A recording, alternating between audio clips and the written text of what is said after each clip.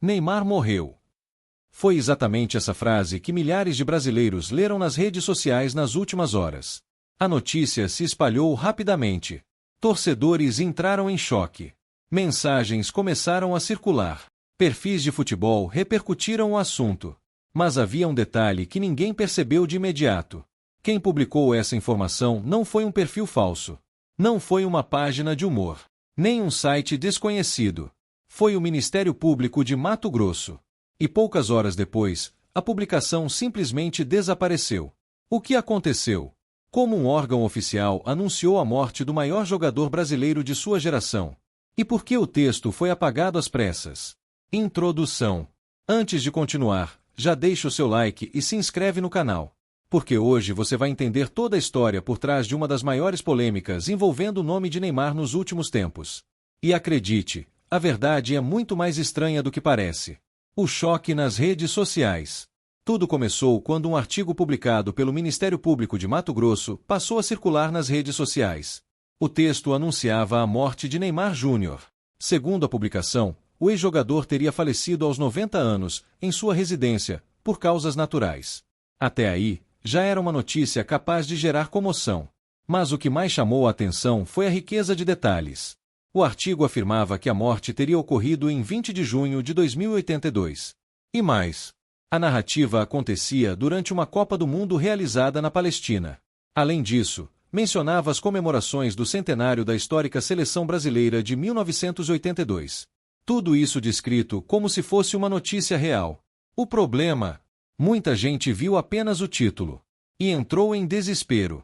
A verdade por trás do texto. Pouco depois, veio a explicação. Na verdade, o texto era uma crônica ficcional. Uma obra assinada pelo promotor de justiça Jorge Paulo Damante Pereira. A ideia era criar uma reflexão sobre legado, memória e a forma como a sociedade trata seus ídolos ao longo do tempo. Na narrativa, Neymar é retratado como um dos grandes craques da década de 2010. Mas também como alguém que, décadas depois, teria sido parcialmente esquecido pelas novas gerações. O próprio texto faz uma provocação ao leitor. Será que o tempo apaga até os maiores ídolos? Será que os heróis do esporte permanecem vivos na memória coletiva? Ou acabam substituídos por novas estrelas? A proposta era essa. Mas a forma escolhida para apresentar a reflexão acabou gerando uma enorme controvérsia.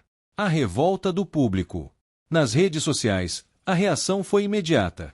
Muitos usuários criticaram o fato de um órgão público utilizar seus canais oficiais para divulgar uma crônica com um tema tão sensível, principalmente envolvendo uma personalidade viva e extremamente popular. Comentários indignados começaram a surgir. Alguns questionaram a falta de contexto. Outros criticaram a escolha do título.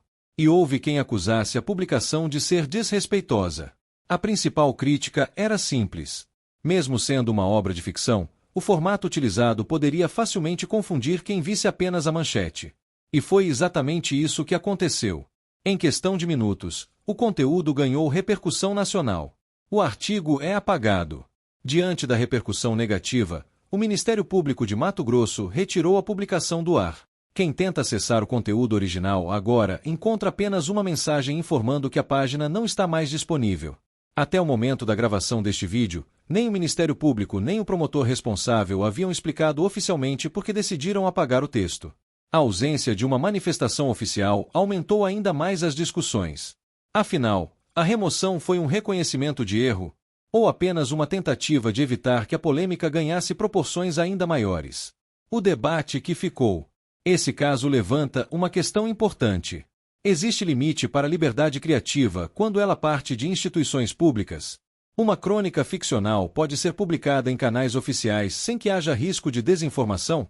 Ou a responsabilidade de um órgão público exige cuidados extras, principalmente em tempos de informação instantânea?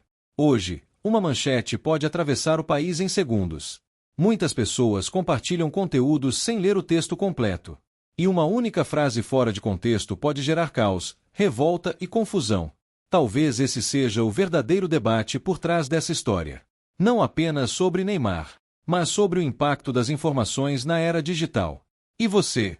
Acredita que o Ministério Público errou ao publicar essa crônica? Ou acha que a reação do público foi exagerada?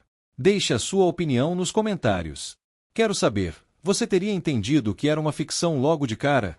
Se você gostou deste vídeo, deixe seu like, compartilhe com os amigos e se inscreva no canal para acompanhar as principais histórias e polêmicas do futebol brasileiro. Até o próximo vídeo.